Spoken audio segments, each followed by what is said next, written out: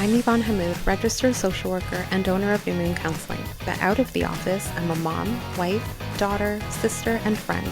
Join me each week as I sit with a special guest to discuss everyday things that impact our mental health. We'll be chatting about everything from mental health and relationships to media and current events, as well as personal experiences and reflections, all in the hopes of normalizing our humanness and helping you see that you're not alone. This is Outside the Therapy Room. Hi, everyone. Welcome to Outside the Therapy Room. Today, we are joined by Aleta. Hello. Hello. How are you? I'm doing so good. It's nice and sunny where I live, which I feel every day that it's like wake up with blue sky. It's so nice. I know. It's been so much warmer too, so I'm really happy as we're finally going into spring weather. Yeah. I saw my Yeah. first last fall. I planted a bunch of tulip bulbs for the first time. Oh, And when I was having my coffee this morning, I saw like the first little oh my tulips gosh. come That's out. so So exciting. yeah. Oh, I It's been love a it. long winter when you're like, oh, sign of nature. I know. You're like the buds are coming on the trees. This is great. I know I'm craving that. I need more greenery to happen around my house. But yes, thank you so much for being here. I'm so excited for our conversation. I think before we started recording, I had mentioned that I've been following you for a while. And so it's been so nice to kind of see your journey and your kind of trajectory of where you've gone in your career. But for folks who are just tuning in today and maybe meeting you for the first time, would you like to introduce yourself? Sure. Yeah. So my name is Aleta Wilson. I am a mental health therapist my background is social work. And so I have been in this field for about 6 years now. Before that, I guess before you started following me, I was actually a birth doula. And that's like a bit of a backstory that we probably won't get into today, but how I ended up getting into therapy to begin with, supporting moms through that perinatal period. And since then, I've transitioned full time into private practice and run my own private practice, actually fully online. But I live up like Georgian Bay area now. That's wonderful. And I mean, we just talked about how much we love nature. So that sounds like a really nice place where they're surrounded by nature. Yeah, I think of all places in Ontario, I found my spot.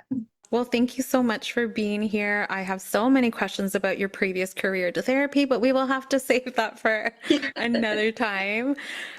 So today we're diving into something that a lot of us, I think, especially women, have been conditioned to maybe wear like a badge of honor, even when it's really exhausting for us behind the scenes. And I'm talking about being the nice girl. I am one. You may know a nice girl. You may be a nice girl. You know, the person that's always saying yes, maybe when internally they're screaming no, or really having a hard time declining something that they know isn't going to be what they're wanting or what they have capacity for, but feeling the need to say yes to kind of avoid conflict or smooth things over, or maybe because they feel like that's what a good person will do. And so you have just created a nice girls club. And so I thought it would be a great opportunity for us to talk a little bit about that because I think it resonates with a lot of us women. Yeah. And the interesting thing about it, I really love the way that you broke it down and all the different ways that it can show up, because the thing is that a lot of people don't even have the awareness, oh, this is actually me being nice versus, oh, this is just this instinct or impulse that I have to say yes without even realize that it's coming from this you used the term earlier of like this people pleasing place. It can become so Mhm. ingrained that a lot of women actually don't even realize, oh, am I a nice girl? Like, is that who I am? So maybe Mhm. even in this episode together, we can help shine some light on that for people.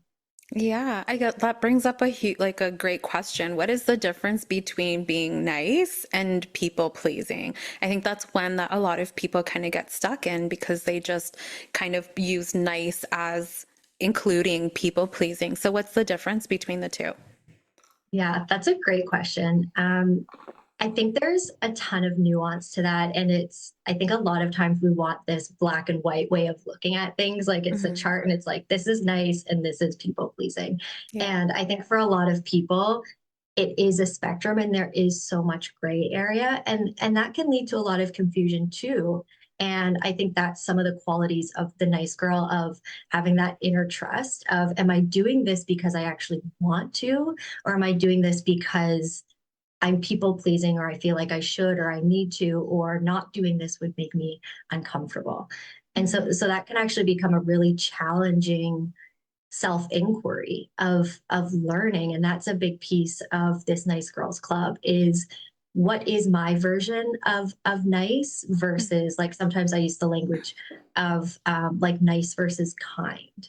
Yeah. Niceness being kind of more of that people pleasing, or I feel like I should do this, versus kindness being something that's really grounded and centered in ourselves and feels really genuine and authentic.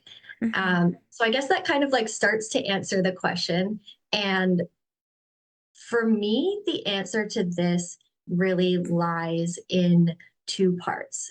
One, the felt sense in your body, Mhm. and two, the the understanding of the motive of where that decision or that feeling comes from. And Yeah. so what I mean by that is, a lot of the times the way that we can tell the difference between what's actually people pleasing versus what's being kind is the way that it actually feels in our body.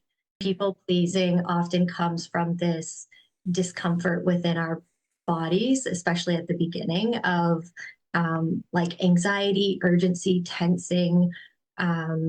It's different for everyone. Everyone, and this is something I unpack in the Nice Girls Club, is everyone has their own like nice girl. I call it like our somatic blueprint Mhm. of how something feels in our body, and most people can actually tell, oh, I'm doing this because it felt like this certain somatic feeling, versus what does it actually feel like when I do something that's genuine and coming from this place of kindness and because I actually want to. You said should a couple of times there. And, I talk to clients and even remind myself often that if I'm saying, like, oh, I should have done this, should have done that, just using that as an opportunity to pause and reflect on kind of what you said, like, what do I really want to do? Is this something that I actually want to do? Because sometimes the should brings it up like an obligation, like somewhere in our makeup it was this feeling that this is an obligation that we have to do to be nice. And Mhm. yeah, definitely. I agree with you. It's very hard to kind of do the black and white kind of, graph or table of this is what being nice is and this is what being people pleasing is, because I think I agree 100% with you that it definitely comes up from how we feel in those moments. Mhm. Sometimes helping someone out makes us feel really good and it feels like we're kind of giving back and it's something that we want to do out of kindness. And other times, if there is more of the pressure or the sense of obligation, we can do the same behavior and still help that person out, but how it's being processed or feeling showing up in our body could be really different. So yeah, I appreciate you kind of noting those differences. Yeah. The other big piece is, I personally bring a lot of parts work into my practice. And I'm not sure if you've talked about that in other episodes, or if that's something that, Yeah. are any of your clients familiar with parts work? Yes, we do some parts work, and we actually had Melissa Pine come for an episode Sure. on, yes, she's wonderful. We had her come in for an internal family systems, kind of what is this and what is parts work. And so I hope our listeners, if you haven't listened to the episode yet, make sure you do. It's a great one. But yes, I think there is more familiarity now, I think, with parts work and IFS. Yeah, yeah. I'm sure that episode with Melissa is incredible. I really admire her and the work that she does. And Yeah. parts work is something I really bring into the Nice Girl, because it is looking at, well, what part of me is making this decision? Is Yeah. it the is it that people pleaser part, right? Like, am I doing this from a people pleasing? Often we use this language of like, am I doing this from this people pleasing place? And it's like, Mhm. well, where is that place within me that I'm actually operating from? Mhm. Versus, where can I be like more connected to, from a parts work perspective, like that self energy, or what I talk about in my course is like that self-assured woman, in Mhm. and like what it feels like to be grounded in yourself, to trust yourself, and to have the inner knowing of like, what is true for me in this moment. Mhm. And And I think that that can really be the shift from being in that people pleasing part, and the more like inner, like family systems, I guess is like the using therapy language, but the Yeah. more in ability to move into understanding our parts, I think for me is a huge component that I bring into the work that I do, so that it does start to create more awareness when it can be such, like I said, such a spectrum or such a gray zone of, am I being kind? Am I like being genuine, or am I being this people pleasing nice girl? Mm-hmm. Yeah, I remember politeness being a big thing that was, I think, taught society wise. Like, you need to be a nice girl and be polite. But also within my family and my culture, I was definitely told to be polite. And I remember being older than I'd like to admit, still being polite, but feeling really uncomfortable in that. And so all of the felt senses where like this isn't like this doesn't feel good, but I need to do it because I need to be polite. And so either sit longer through a conversation that maybe I don't really want to be a part of, or sticking around longer when it's been past the time I've said I have available. So all of these things out of being polite, and I think a lot of that does, for me, it was definitely having to kind of reshift and ask myself a lot of the questions that you mentioned, and learning how to set those boundaries and those limitations for myself. And even giving myself the courage to say, like, it's okay to be like, yep, my 15 minutes are up, like, I have to go, and be able to excuse myself from that conversation without the guilt of, oh my God, what are they going to think? I'm being impolite or whatever. But I think a lot of that can be like cultural conditioning where society teaches women to be agreeable, to be self-sacrificing, to be accommodating to other people, and sometimes that's where we end up kind of learning that we need to be this way, and that we need to be the nice girl, and like we've pointed out already, like the discomfort that comes with that. Mm-hmm. Yeah, as humans, we're very wired for our social engagement and our sense of belonging and connection. And especially women, we are incredibly, even from like an evolutionary psychology perspective, so oriented towards our sense of belonging and the safety that we derive and that we experience through that sense of belonging and safety, um, within a collective. If you think Mm-hmm. back to like hunting gathering ages, it was like women really focused on our sense of social belonging in order to keep Mm-hmm. ourselves safe. And of course, we've evolved a lot since then, but we still, I think a lot of that is still deeply ingrained in our biology and in our DNA, that it leads to prioritizing and really orienting towards that social acceptance over self-honoring. Mm-hmm. And it does create this real tendency to override what might be coming up and what might feel true to us internally, in Yeah. order to really, and it's a level of social intelligence that we have to really prioritize what's happening outside of us rather Mm-hmm. than what's happening inside. And I think that's a lot of what you're speaking to, is like what's true for me inside, and then what's actually being expected of me, or what do I feel like I need to do outside of myself. And the way that I often word it is like, for nice girls, their inside does not match their outside. Like some people, Yeah. it's like you get what you get, you like, you know what they're thinking, you know what they're feeling. And for a lot of nice girls, there's such self-monitoring, and Mm-hmm. almost like this mask of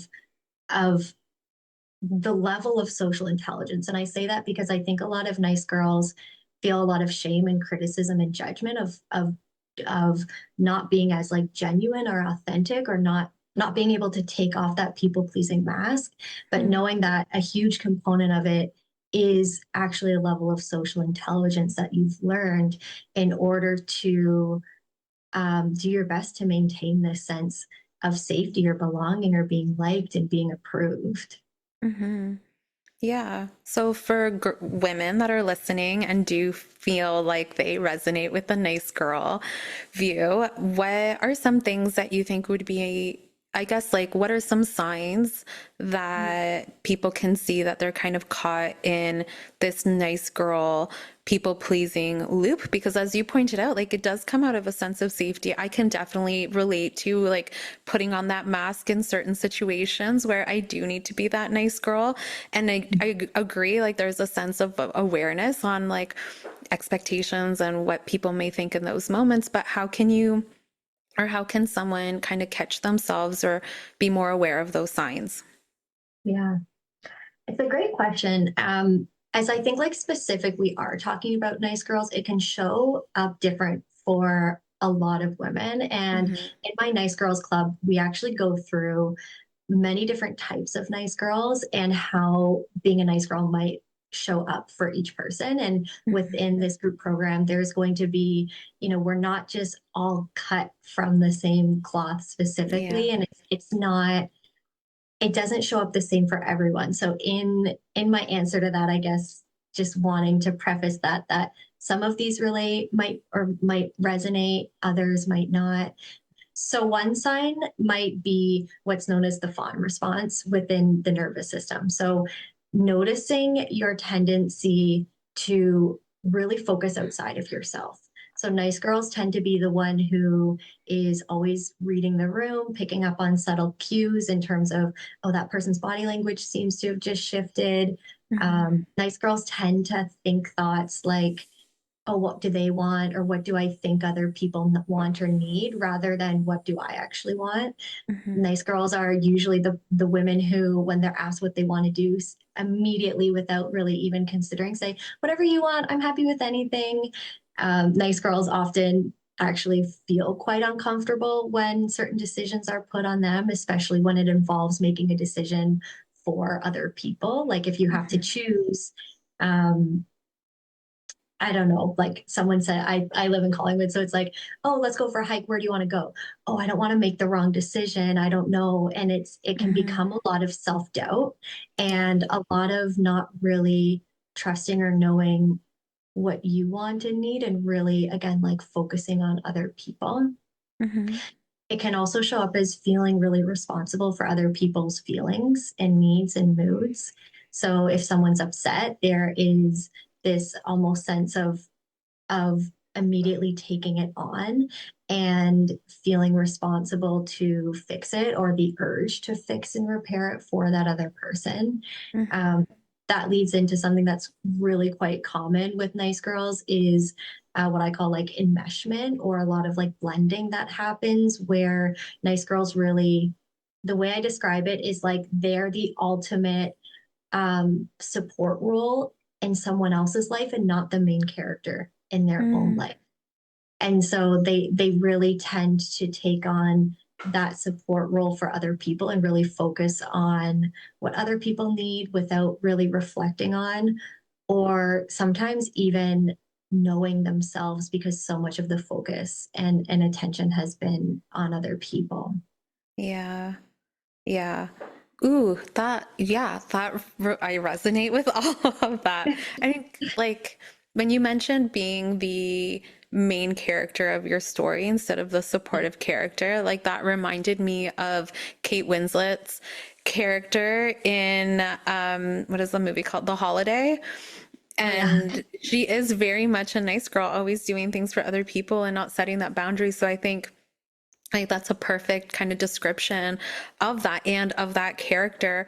And it can, I can understand that coming from a place of safety and security of, I don't want to, maybe I want to avoid conflict. And so I'm going to say yes to whatever the other person wants to do because I don't want to get the answer wrong. So whether that's where do you want to go on a hike, or what do you want to have for dinner, which can be a common one, or what do you want to, what restaurant do you want to go to? Like all of these things, it can be, yeah, not wanting to kind of cause any conflict. But I think another portion of it that you spoke to a little is like the guilt of maybe putting ourselves first. And Yeah. when we're so preoccupied with being, the one that's pleasing other people, even when we do have those moments where we need to prioritize ourselves, there can be such strong emotions of guilt, of shame, as you brought up, and that can be like really difficult to sit with sometimes. Yeah.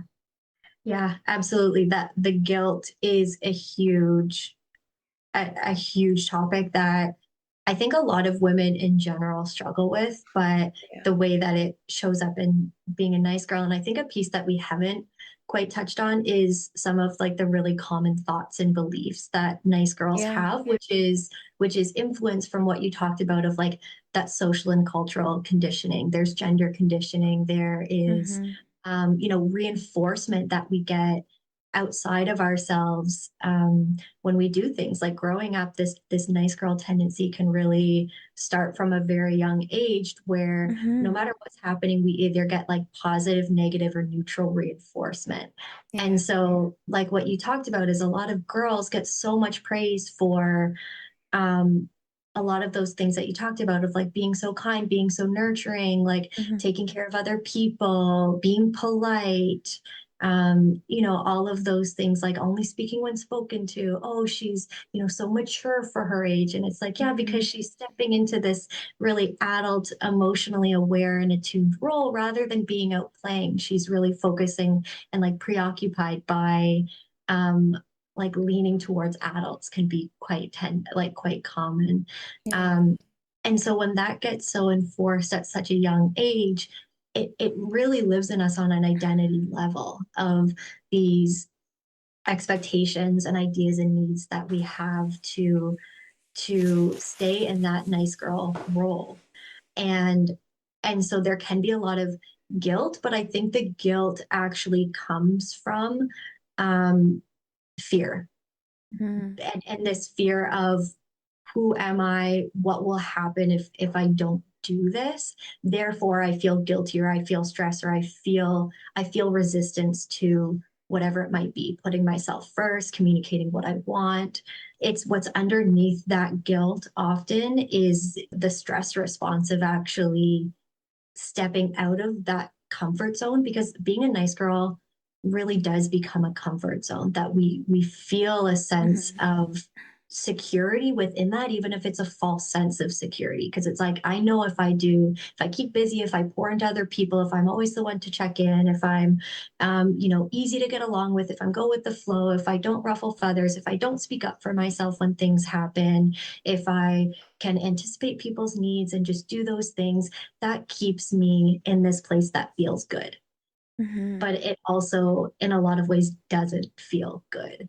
Yeah. And so the guilt comes from a lot of the times, at least what I see, and I'd be curious to hear your perspective of the fear of actually leaving that comfort zone. And guilt is a little bit of just like, I think the low hanging fruit that we can grab of like, well, I feel guilty for that. It's like, Hmm. okay, well, what's actually underneath that? And that's a question I ask my clients when they do describe that exact feeling of, I Mhm. set a boundary, I set it, but oh, I was flooded with like this immense feeling of guilt. And then I felt paralyzed in that emotion. And so we talk a little bit about like, okay, well, what's behind that guilt, or where's that guilt coming from? And sometimes through that conversation, we can tie it to a belief that they have about, I need to be there for people. I'm the oldest sibling. I need to be responsible for younger siblings, or I'm the only female in the family. It is my responsibility to do A, B, and C. And so I do kind of, yeah, try to reflect on what that guilt is. But I would agree with you that I think it comes from a lot of the fear and discomfort of, if I do speak up, if I do prioritize myself in this moment, how is that going to shake up this safety environment that I've created around myself? And I think there is that fear of that maybe crumbling, or of that possibly changing, that is so worrisome for a lot of people. And I think too, when we talk about like boundaries, right? Like setting boundaries is great. It's an important thing for us to do. It helps our relationships, because then we're able to kind of be in those relationships in a way that feels better for us, instead of having a lot of those, quote unquote negative feelings when we're in certain situations or with certain people. But Mhm. sometimes the act of setting the boundary can feel so scary because the person is going to respond differently. And what I talk to clients a lot about is, well, of course, because they're not used to you communicating in this way. It's going to be a moment of change and there's going to be a moment of adjustment because it's going to be new. This is the first time you've said no when someone asked you to do whatever. And so, yeah, I agree with what you said around kind of guilt is easier for us to grab, whereas I think the fear can sometimes be a little bit more overwhelming for us to really look at, depending again on the situation. Yeah. Yeah. And, also things like that, like saying no, setting boundaries, stepping out of that nice girl. So much of the nice girl is grounded in that attachment, right? Yeah, And yeah. by Nice Girls Club, we move into attachment and different attachment styles and how that shows up within the nice girl. And that's a huge component, I think, of that example, even that you're speaking to, is it feels like it disrupts or threatens that that relationship or that attachment. And if we have Hmm. spent our whole lives building attachment with people through that place of being nice, Yeah, it can feel like, oh my gosh, I might just feel like I'm walking up with this sharp blade and I might just completely sever this attachment yeah. by stepping out of this nice girl.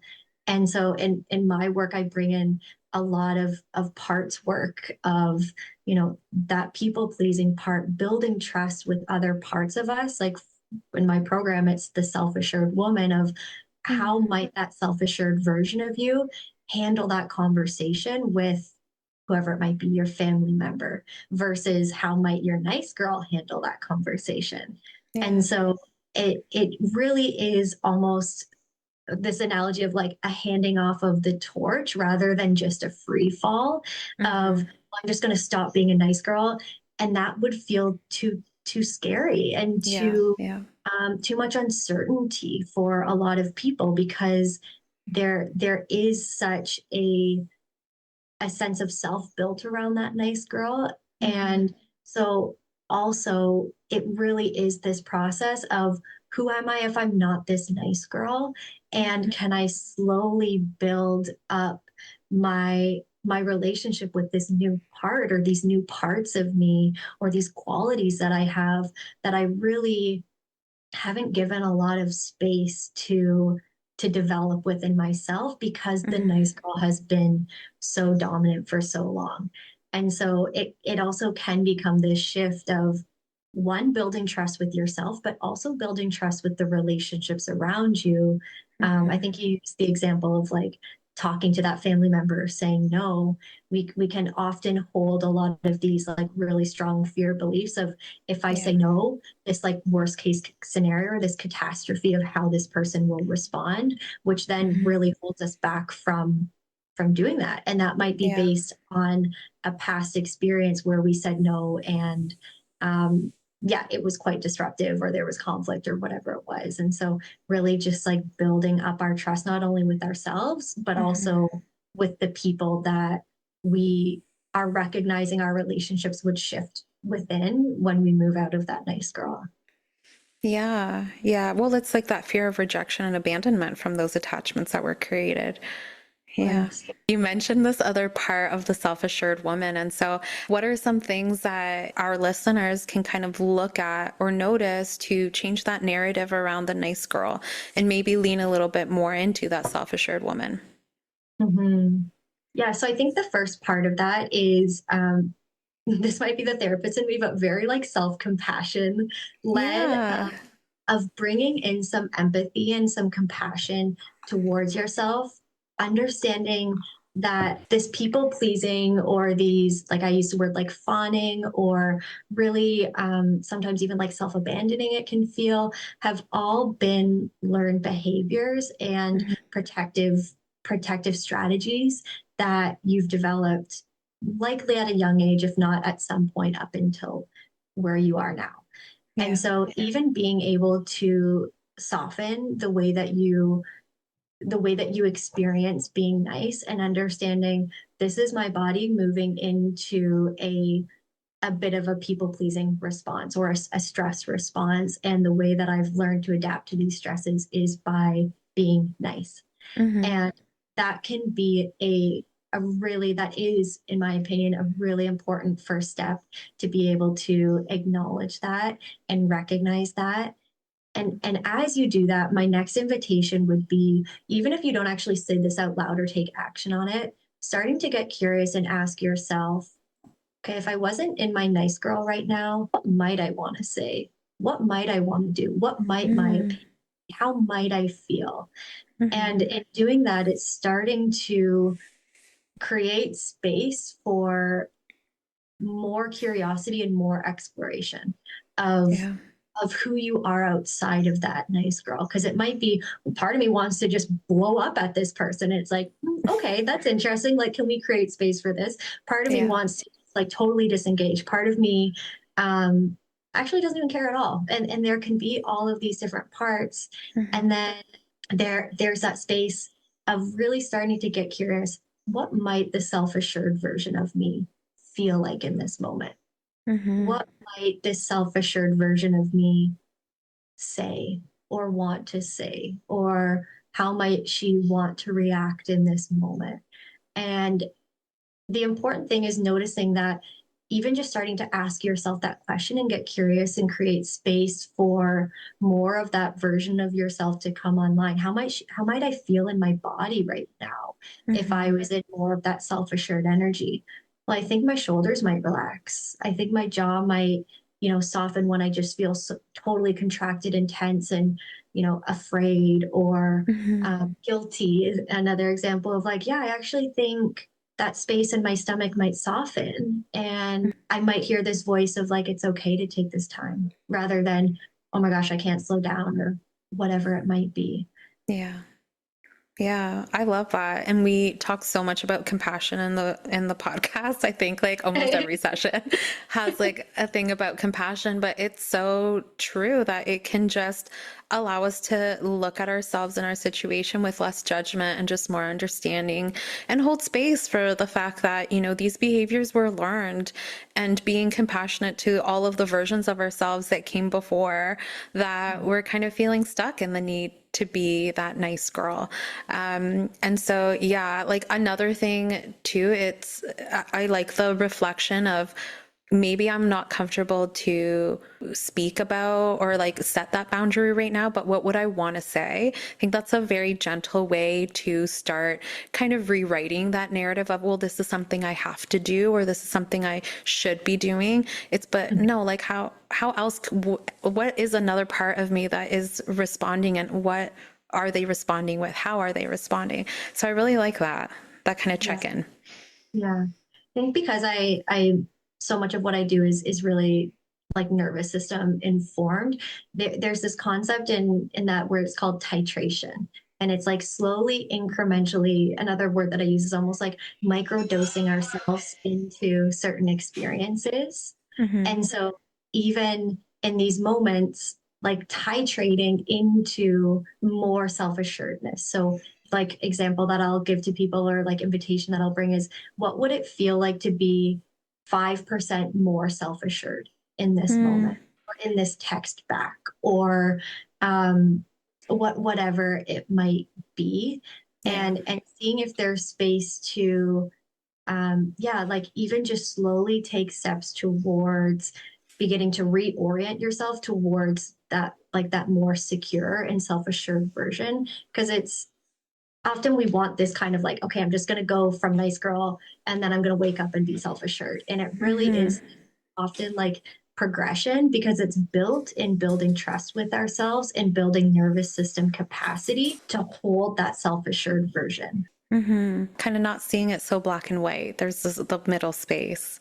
One other, like one last quick exercise or like strategy that comes to mind is one thing I'll often recommend to my clients to or invite them into is even if they have one person in their life that they feel like there's enough like trust and security and safety there to share with them, hey, I'm kind of learning Mm-hmm. that I'm a nice girl. I think that I have this tendency, or I'm really struggling in this tendency, depending on where you are in the nice girl self awareness. It could be like, I've known this about myself for years and I'm so stuck and frustrated to Yeah. wait, am I a nice girl? And if there's someone in your life that you feel like there's space for you to share that with and say like, hey, can I practice not being so nice girl with Yeah. you? There's times like I have a few girlfriends where we're all nice girls, or at least were, and we'll kind of practice with each other of Hmm. practicing saying no, practicing canceling a hangout if we're just not feeling up to it, practicing taking turns choosing things even if it feels uncomfortable, even if it's Yeah. like your turn to choose where we're going for dinner tonight or whatever it might be. Yeah. And I think it just like really helps also get experience, stepping out of that nice girl and stepping into more of that self-assuredness. In a space that feels safe and comfortable, right? Like with Yeah. one close person or with a group of friends. Yeah, I love that. Where can people find you? We talked a little bit at the beginning that you have a Nice Girls Club. So if folks are interested in learning more or about getting closer to their self-assured part, like where can they find you? Yeah, so you can find me. My website is aletawilson.com, and I think you'll include that link in the show notes. And Yeah, then we will. on Instagram, Aleta Wilson is probably like those two places are probably the best places to find me. Is there any other information that folks should know about your program and other programs that you may offer? Yeah, so this Nice Girls Club is launching. It is launched and it is starting on May 14th. So it's coming up. I'm Hmm. going to keep the group relatively small just in terms of the the intimacy that I want within that container, because so much of Yeah. healing the nice girl is also building that relational safety and healing some of those relational pieces. So it's going to be over 3 months. There's 8 weeks that we will have calls. There'll be 5 calls weekly, and then that will be followed by 3 calls biweekly. And I set it up that way so we could have 5 weeks of really being immersed in learning about the nice girl and really building in the supports, and then the biweekly so that you can really take what you've learned in this program and start to integrate it, and then come back Hmm. into these calls and reflect and continue to really have support as you, yeah, not only are in the calls together but really figure out how to take the learnings that we're building in the program and Hmm. really implement them into your life. So that Yeah. starts May 14th and it goes until July 23rd. And each call is 90 minutes. I love that. I even love the flow of it. So you get an opportunity to kind of test it out outside of the group and then come back and chat about it. Yeah, we'll include all of the information if you're interested in joining Aleta's Nice Girls Club on the show notes. Thank you so much for being here. This has been so wonderful, and hopefully, we're able to have you back for season two. But yeah, is there anything else that you wanted to share? Thank you so much for having me. Pleasure to be here. And I hope that if you're listening, that this conversation resonated with you. And if nothing else, Hmm. just reminds you that you're also not alone in this nice girl tendency, and Yeah. that there can be such a kind of feeling of knowing better, not doing better, or knowing better, Hmm. but not being able to kind of like change, or feeling stuck in these nice girls. And just hopefully this conversation also shed some light and validated why being a nice girl can feel so difficult and we can feel so stuck in it. Hmm. Yeah, and you're in company even today with recovering people pleasers or recovering nice girls. Thank you so much again, Aleta. It's been a Thank pleasure. you. Take All right, care. everyone. Bye. Thank you for listening to Outside the Therapy Room. This podcast is intended for educational and entertainment purposes only. If you reside in Ontario and are interested in working with one of our therapists, please visit our website in the show notes. If you reside outside of Ontario, a quick Google search or search through Psychology Today will help you find a therapist near you.